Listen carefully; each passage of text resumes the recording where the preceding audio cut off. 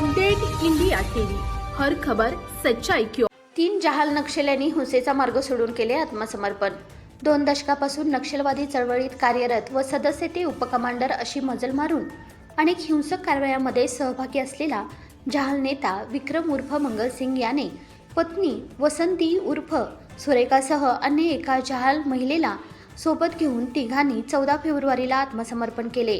त्यांच्यावर शासनाने 38 लाखांचे बक्षीस ठेवले होते। 11 फेब्रुवारीला भामरागड तालुक्यातील छत्तीसगड सीमेवरील निरंगी आणि फुलनार जंगलातील चकमकीत महेश नागलवार या जवानाला वीरगती प्राप्त झाली होती।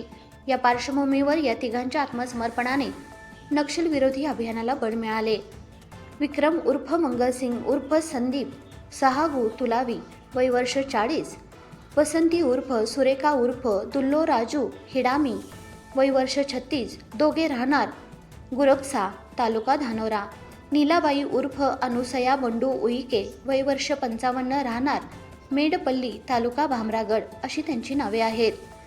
मंगलसिंग हा केंद्रीय समितीसह विभागीय समितीत होता। शिवाय उपकमांडर म्हणून तो कंपनी क्रमांक 10 साठी काम करायचा। वसंती ही सी सेक्शन कमांडर म्हणून कंपनी क्रमांक 10 मध्ये कार्यरत होती, तर नीलाबाई उर्फ अनुसया ही विभागीय समिती सदस्य कुतुल दलम मा डिव्हिजनमध्ये होती। आत्मसमर्पणानंतर या तिघांना आता 15 लाखाचे बक्षीस मिळणार आहे।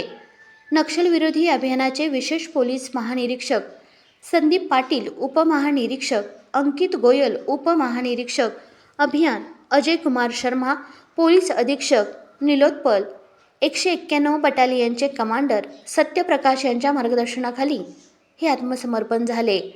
सिरोंचा जिल्हा प्रतिनिधी राज मोगली दुर्गम।